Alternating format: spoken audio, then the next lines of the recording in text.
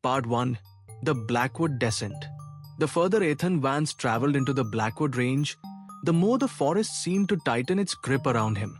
The air itself felt older here, cold, metallic, and strangely still, as though the wind avoided this place. He had spent years crossing some of the most remote trails in North America, but Blackwood was different. It didn't welcome explorers. It tolerated them. That, of course, was exactly what drew Ethan to it.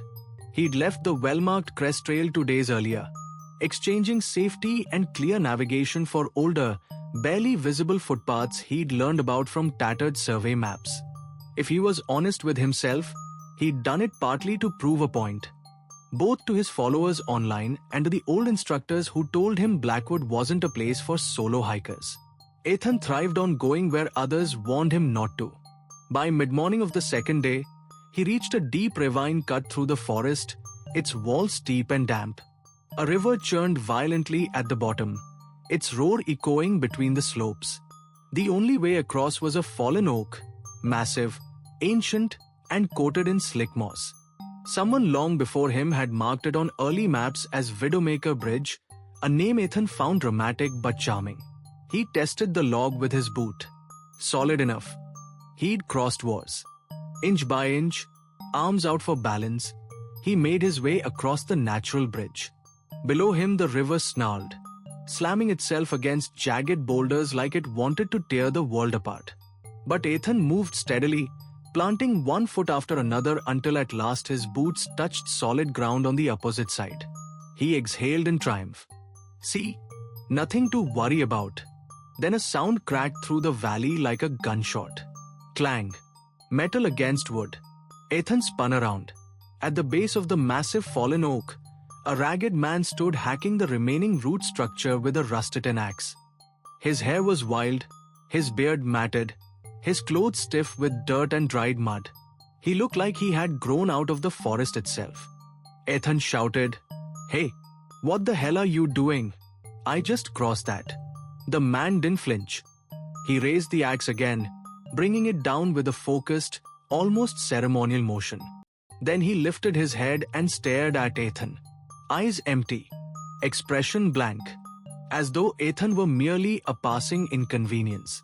"That's not my problem," the man rasped. Before Ethan could reach him, before he could demand answers or shove the man away from the log, the stranger dropped the axe onto the ground and vanished into the undergrowth with unsettling speed, silent, effortless, as though he knew every inch of Blackwood by heart. Ethan rushed to the log. A deep, fresh gash cut halfway through the wood. Another few swings and the entire bridge would have collapsed into the ravine. He wasn't meant to follow the path back. Someone had just deliberately isolated him. And that someone knew this forest far better than he did. For the rest of the afternoon, Ethan descended the ravine, following the angry river downstream. Every step he took gnawed at him, not fear, not yet, but irritation. He hated the feeling of being manipulated. He told himself he wasn't trapped. But as the canyon narrowed and the sunlight thinned, the truth pressed in on him like the forest itself was closing around his shoulders. By early evening, his irritation had hardened into something heavier. A wrongness. A sense of being observed. Even the wildlife seemed to keep its distance. No squirrels chattered overhead. No birds darted between branches. The entire forest seemed to wait. When twilight finally settled into a deep indigo, Ethan began hearing the sounds. Soft rustling at first. Small. Harmless. Squirrels, he told himself. But as he walked, the rustling matched his pace. Stopped when he stopped. Shifted when he shifted. Then the footfalls grew heavier. More deliberate. Whatever followed him wasn't hiding. It was herding him. Ethan's mouth went dry. The trail opened suddenly into a clearing. For a moment, relief washed through him, until he looked closer. This wasn't a campsite. It was a ritual ground. Dozens of trees encircling the clearing had been carved with deep spiraling symbols, their grooves blackened as though burned from the inside out. Strips of decayed cloth hung from branches like limp flags. Clumps of bone, small animal skeletons, mostly, had been tied with sinew and arranged in geometric shapes around the clearing. The air smelled of wet earth, metal, and something older, like forgotten cellars and sunless rooms. Ethan stepped carefully, scanning the symbols, trying to determine if they were left by hunters, cultists, or some eccentric hermit. None of those options felt reassuring. A low sound rolled through the trees behind him. A growl. Deep. Hungry. Ethan drew his Glock 19, sweeping the tree line. Shapes emerged from the darkness. 6, maybe 7 wolves. Their ribs showed through their fur, but their eyes blazed with alert, intelligent hunger. They moved with fluid precision, spreading out, surrounding him. Ethan raised the gun, steady despite the dread creeping along his spine. Back off, he warned. The wolves didn't advance, didn't retreat. Instead, their eyes shifted past him. Over his shoulder, fear flickered across their faces, and then something primal broke inside them. In a single, coordinated burst, the entire pack fled, vanishing between the trees so quickly the forest swallowed them whole. The silence that followed felt colder than the growls. Ethan turned. Suspended 6 feet above the ground was a mass of black smoke. Dense, perfectly still, not rising, not dispersing, not behaving like smoke at all. It hung there like a solid shape, breathing without breath. A sensation struck Ethan like a hammer to the skull. Hopelessness. Loss. The crushing weight of being erased. As if the thing before him was not threatening his body, but his existence itself. He stumbled backward, dropping gear he didn't remember letting go of. Pressure built behind his eyes. A noise rang in his skull, too soft to be sound, too sharp to be thought. Ethan ran, not because he decided to, because his mind shut down and left his body one instinct. Away. When consciousness returned, night had fallen completely. Ethan found himself stumbling along a dry creek bed, lungs burning, legs trembling.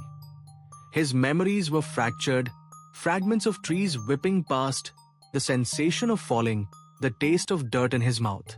Somewhere behind him, branches snapped. Not cautiously this time, purposefully. They weren't tracking him. They were boxing him in. The forest was no longer a labyrinth he wandered into. It was a trap being tightened. Ethan pushed himself harder, following the creek until it forked against the ravine wall. A second fallen log spanned a narrower drop, thin but usable. He didn't hesitate. He charged across it, arms extended for balance. As his boots hit the far bank, movement exploded in front of him. 2 figures stepped from the shadows. The first was a gaunt man with sunken cheeks and mud-smeared skin. A long machete glinted in his hand, sharper than anything Ethan had seen in a wilderness this remote. The second was a woman, tall, towering, with a stillness so absolute it felt unnatural. Her eyes didn't blink, didn't shift, didn't care. The man, Silas, lunged first. Ethan reacted on pure survival instinct. His Glock came up. Bang, bang, bang. The gunshot slammed through the forest, echoing against the ravine walls. Silas crumpled to the ground. Ethan pivoted to the towering woman, gun trained on her. She didn't move. She didn't even look at the gun. Her gaze drifted to Silas' twitching form, then back to Ethan. When she spoke, her voice was low, steady, and resonant, like a warning delivered through stone. The forest has allowed you to leave. Do not test its patience again. A chill pierced Ethan deeper than any physical threat could. She wasn't angry he killed Silas. She was letting him go. He backed away slowly, then ran. He didn't stop until the trees thinned, until the stars opened above him like distant lifelines, until the boundary of Blackwood finally spat him out onto an old service road. He kept running even then. Not because he feared being caught, because he feared being chosen again. Part 2. The Mark of Blackwood. Ethan didn't stop running until his lungs felt ground into dust. Even then, he only slowed to a harsh stumble, pressing a hand against the rough bark of a pine tree. The night air stabbed at his throat with every breath, But the forest behind him was quiet. Too quiet. No snapping branches. No whispering leaves. No towering woman with glacier-cold eyes following him. Just silence, thick and unnatural, as if the forest were holding its breath. He forced himself to move. The old service road, barely recognizable beneath decades of neglect, snaked ahead like a pale scar across the wilderness.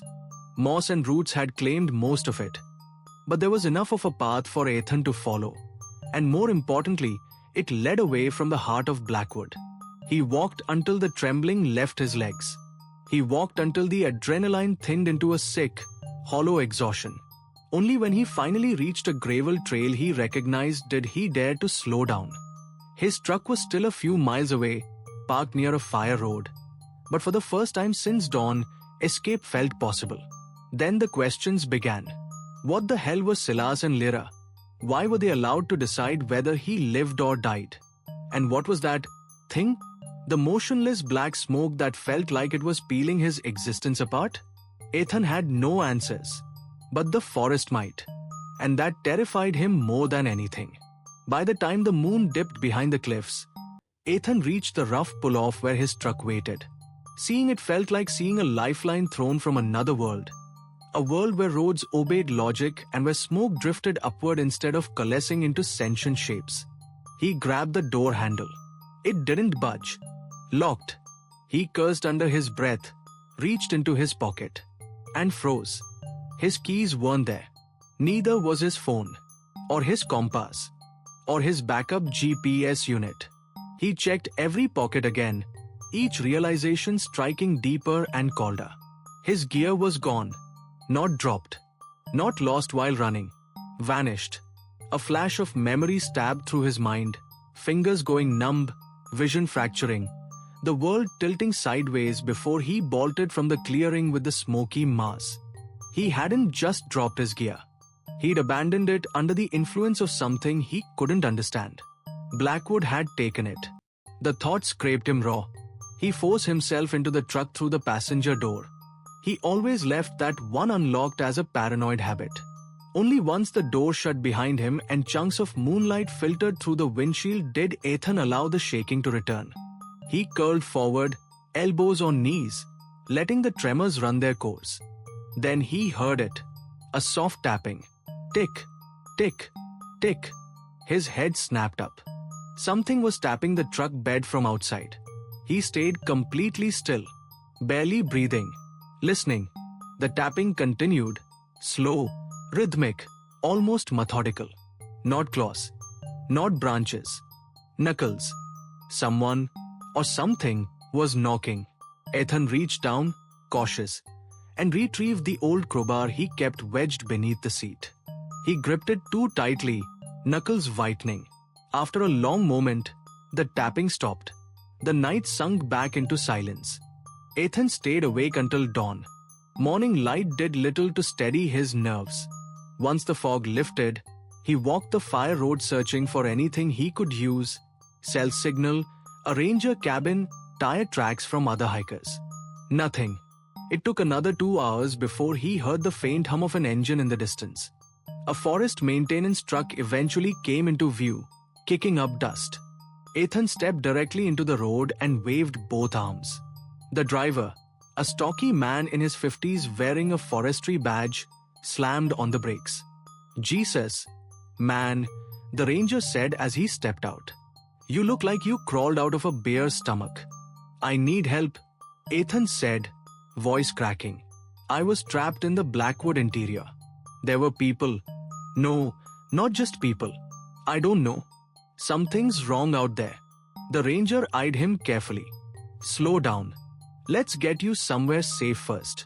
Now that someone else stood beside him, someone grounded in reality, Ethan felt foolish. Maybe he had hallucinated parts of it. Sleep deprivation could do horrible things in the wilderness. But the ranger's gaze shifted past Ethan to the tree line, as if he, too, felt something watching, and his jaw tightened faintly. He knew something. "Come on," the ranger said, opening the truck door for him. "We'll head to the station." Ethan got in. They drove in unsettled silence. The ranger station was a squat building tucked into a basin where pine trees leaned like old men. The inside smelled of coffee, paper, and damp jackets. Ethan sat on a chair while the ranger brought him water and a first aid kit. "You said you encountered my people," the ranger asked cautiously. Ethan nodded. "They tried to cut me off from getting out. One of them literally chopped through the only crossing. Then there was this group. Two of them confronted me. And something else. Something I can't explain. A black cloud. Suspended in the air." The ranger stopped writing mid-sentence. "You saw the smoke?" Ethan blinked. "You know about it." The ranger closed his notepad. "I know rumors. Old stories. Nothing I'd put in a report." "Tell me." The ranger leaned back, searching Ethan's face as though evaluating whether the truth would break him. "Some folks say there are pockets of air in Blackwood that aren't natural. Old trapper legends. They talked about hanging fog, still shadow, the breath of the hollow. Areas where the forest isn't just alive, it's aware. Observing. That's what I felt," Ethan whispered. "But actual sightings," the ranger shook his head. "Never confirmed. People vanish in there, yes, but bodies show up eventually, or they don't. And we chalk it up to the terrain." Ethan exhaled heavily. There were two people involved too. Silas and a woman, Lyra. They spoke like the forest belonged to them. At the name, the ranger's face drained slightly of color. "Where did you hear those names?" Ethan stiffened. "You know them?" The ranger didn't answer. Instead, he stood abruptly and walked to a locked cabinet. He retrieved a thin folder filled with old, water-damaged papers. He slid a photo across the desk. A man with a machete. Gaunt. Mud-caked. Sunken eyes. Silas. Ethan's stomach dropped. "That's him. He disappeared 23 years ago," the ranger said quietly. "Search teams looked for weeks. Never found a trace." He slid another photo. A tall woman. Severe features. Unblinking gaze. Lyra. She vanished 19 years ago. Ethan's pulse hammered. "Then how were they standing in front of me last night?" The ranger didn't answer. The silence that settled between them was no longer disbelief, it was dread. Over the next hour, Ethan explained everything in detail. The ravine, the wolves, the ritual clearing, the smoky veil, Silas' attack, Lyra's warning. When he finished, the ranger closed the folder slowly. "I'll be honest," the ranger said. "If someone else told me this, I'd send them straight to a hospital, not a ranger station. But you believe me." The ranger hesitated, then nodded once. "I've worked these woods for 30 years, he said. And Blackwood has boundaries. Places we don't patrol. Places we don't send search teams into anymore." He lowered his voice. "Places that don't want people." Ethan swallowed. "So what now?" "Now," the ranger said, "I drive you into town. You file an incident report if you want. You go home. And you don't come back." Something in his tone chilled Ethan more than the cold air ever had. It wasn't a suggestion. It was a plea. They stepped outside to head toward the truck. The wind shifted. Branches whispered overhead. And from deep within the forest, far too deep to see, yet too close to ignore, came a single, hollow sound. A breath. Long. Slow. Exhaled through unseen lungs. The ranger froze. Ethan's skin crawled. Then, silence. The forest had acknowledged him. As though it remembered. As though it were waiting. The ranger drove Ethan into town without another word. When they reached the outskirts, he finally broke the silence. "Get some rest," he said. "Find someone you trust to talk to. And if you're smart," he hesitated, "you'll pretend none of this ever happened." Ethan stepped out of the truck. But as the ranger pulled away, Ethan noticed something in the side mirror. A patch of darkness on the tree line behind him. Still, motionless, shaped like a suspended cloud. Watching, he shut his eyes. Blackwood hadn't let him go.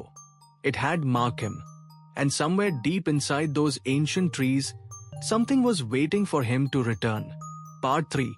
What Blackwood Keeps. Ethan spent the next 48 hours in a cheap motel on the outskirts of Conway, New Hampshire. He barely slept. Every time he closed his eyes, he saw Silas machete flashing through the dark, or felt the crushing, mind-splintering pressure of the suspended smoke creeping into his thoughts like frost. The ranger's warning echoed relentlessly. Blackwood has boundaries. Some places don't want people. If you're smart, you'll pretend none of this ever happened. But Ethan wasn't smart. He was restless. And the forest was not done with him. On the morning of the third day, an icy mist clung to the motel window. Ethan stared out at the parking lot, watching droplets of condensation tremble down the glass. His reflection stared back at him, pale, hollow-eyed, changed. Then, very faintly, the window fog shifted, as though something behind the glass breathed. Ethan jerked it back. This was no hallucination. The pattern on the condensation was deliberate, an oval distortion, expanding and contracting, silent as death. The forest's breath. Blackwood had followed him. A cold dread swelled inside him, but alongside it rose something sharper, defiance. If he was being hunted, if the forest was haunting him beyond its borders, then understanding was no longer optional. He had to know what he had seen, what had marked him, what Silas and Lyra had become. He had to go back. The closest place with real archives was the Conway Historical Society, a squat brick building full of forgotten donations and dusty microfilm that few people visited anymore. Ethan walked the aisles like a man possessed, digging through local newspapers, missing person reports, folklore records, anything he could find about Blackwood. Patterns emerged. People vanished in that forest. Not dozens, hundreds. Hikers, trappers, homesteaders, hermits. Every decade, another cluster of disappearances. But the strangest part wasn't the missing people. It was the sightings. Forest figures, described in 1974, matching Silas' outline. A silent woman of great height, spotted in 1988 near the upper ravine. Reports of hung fog, dense black smoke, reoccurred for over a century. And then there was a photograph. Ethan froze when he pulled it from a folder marked Unexplained Phenomena. Blackwood Range, 1905 to 1930. The image showed 3 people standing near a pine tree. The photo was old, sun-damaged, and discolored, but the faces were unmistakable. Silas, Lyra, and between them, an older man with wild hair and a rusted axe slung across his shoulder. Old Man Hemlock. The same man Ethan saw chopping the first tree bridge. A note scribbled on the back read, Hemlock family, last confirmed sighting before the tragedy. Tragedy? Ethan flipped through more pages until he found it. An article from 1929 describing a family who lived deep in the Blackwood interior. 3 of them disappeared after locals reported strange behavior, claiming the woods kept them, that the trees spoke to them at night, that the forest fed them what it wanted kept alive. He read the next line twice. Their bodies were never recovered, but he'd seen them, alive, ageless, changed. A realization chilled Ethan to the core. Blackwood didn't just kill, it kept. As midnight approached, Ethan drove to an all-night diner and parked under the flickering sign. He sat there gripping the steering wheel, wrestling with the truth clawing inside him. He had a choice. Run, pretend none of this happened, try to rebuild a life he knew would never feel safe again. Or return to Blackwood, not as a victim, not as prey, but as someone who refused to be haunted into silence. He already knew the choice he would make. The forest had marked him, and he needed to know why. Fog hung low along the forest boundary when he arrived at dawn. Blackwood loomed like a sleeping giant, its pines rising in an unbroken wall of shadow. The air hummed, soft, low, like something vast and ancient stirring beneath the soil. The moment Ethan stepped past the first tree, the forest shifted. Branches tightened overhead, woven like ribs. Moss darkened underfoot. The air thickened. It recognized him. Not with hostility. Not with welcome. With ownership. Ethan pressed deeper into the interior, following faint memories of his frantic escape route. Down the creek bed, across the thin log bridge, past the ravine wall. Hours passed, and the forest grew increasingly unnatural. Birds fell silent. Wind refused to enter. Even the sunlight dimmed, though the sky was cloudless. He found the ritual clearing just before noon. But it wasn't as he remembered. Every symbol carved into the trees now glowed faintly. Faint silver lines like veins just below the bark, pulsing like a heartbeat. Bones on the strings swayed without wind. The air tasted metallic. The center of the clearing waited like an open mouth. Ethan stepped inside. A whisper curled around him. Not in English. Not in any human language. But he understood the meaning. Chosen. Returned. Claimed. His skin prickled. Shadows stretched unnaturally along the ground, bending toward him in long, reaching tendrils. Then the wolves emerged. The same pack as before. Gaunt, spectral silhouettes. But this time they didn't surround him. They knelt. Bowed their heads. Their golden eyes glowed with recognition, not hunger. Something moved behind them. A shape, tall, silent, swallowing light. Lyra. She stepped into view with the fluid grace of something not bound to bones. Her eyes reflected no emotion. Only certainty. You came back, she said. Her voice seemed to vibrate through the roots beneath Ethan's feet. I need answers. Ethan said. What are you? What is Blackwood? Lyra tilted her head, studying him like a specimen. We are what the forest made us, she replied. What it kept.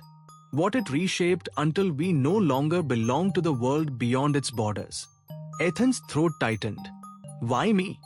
Because you crossed its threshold without respect. Because you sought its solitude with arrogance. Because you looked into what you were not meant to see. She stepped closer. And because it was curious. The black smoke appeared without warning. One moment the clearing was empty. The next, the center filled with a suspended mass of darkness. But this time it moved. The smoke coiled, folding inward and outward like lungs expanding. Each pulse sent ripples through the air, bending the branches of the surrounding trees. Ethan staggered as the pressure hit him. A sound, not quite a voice, pressed into his mind. Images, memories, pieces of the forest's past threaded through his thoughts like needles. The Hemlock family kneeling in the clearing. Silas offering his machete to a trunk that swallowed it like wet clay. Lyra standing in the smoke, her features dissolving, reforming, dissolving again. Old man Hemlock whispering into the soil, the earth swallowing his breath. The forest absorbing them, transforming them, keeping them. Ethan gasped, collapsing to his knees. When the smoke's presence receded, Lyra knelt in front of him.